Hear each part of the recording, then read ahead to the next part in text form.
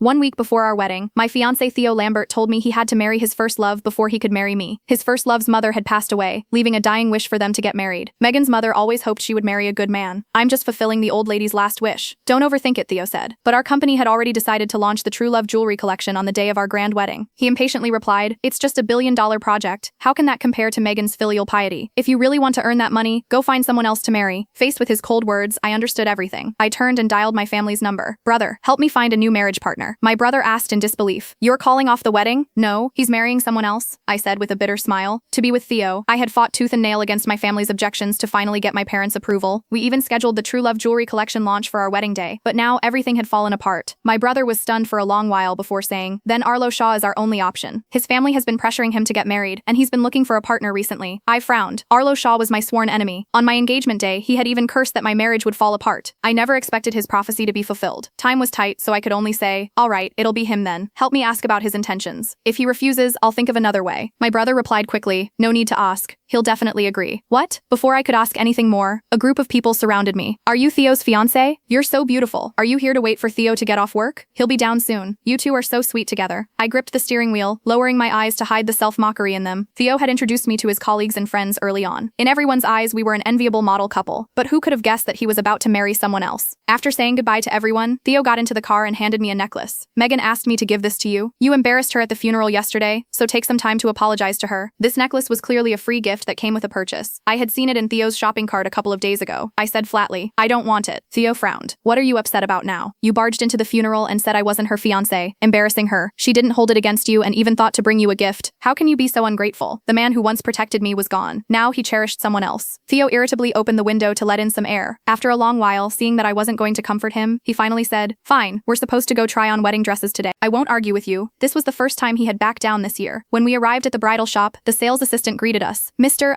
Lambert, Miss Quinn, the 20 custom wedding dresses and tuxedos you ordered are ready." But Theo's gaze wasn't on these clothes. He was looking down at his phone, his expression somewhat urgent. After noticing my gaze, he quickly put away his phone, his face showing a hint of apology. "Genevieve, something came up with Megan. I need to rush over there right away. Try on the wedding dresses yourself, and just pick a tuxedo for me. I trust your taste." With that, he hurriedly hailed a taxi and left, leaving me alone. The sales assistant quickly approached me and tentatively asked, "Miss Quinn, would you like to personally select the tuxedo?" I looked away and nodded. Of course I would choose a tuxedo, just not for Theo. After all, the groom had changed. I drove home, thinking Theo wouldn't return all night, but he came back before dinner. He strode over to me, holding a takeout box. "I went all over town to buy this for you. It's from Harry's Bakery." I looked at the box of Swiss rolls. There were 3 fewer than usual, and one of them had a bite mark, obviously having been eaten. Half an hour ago, I had seen Megan's Instagram post. The photo was of the Swiss rolls in my hand. "Hubby bought me a midnight snack even though it's so late. Thanks for working so hard, babe."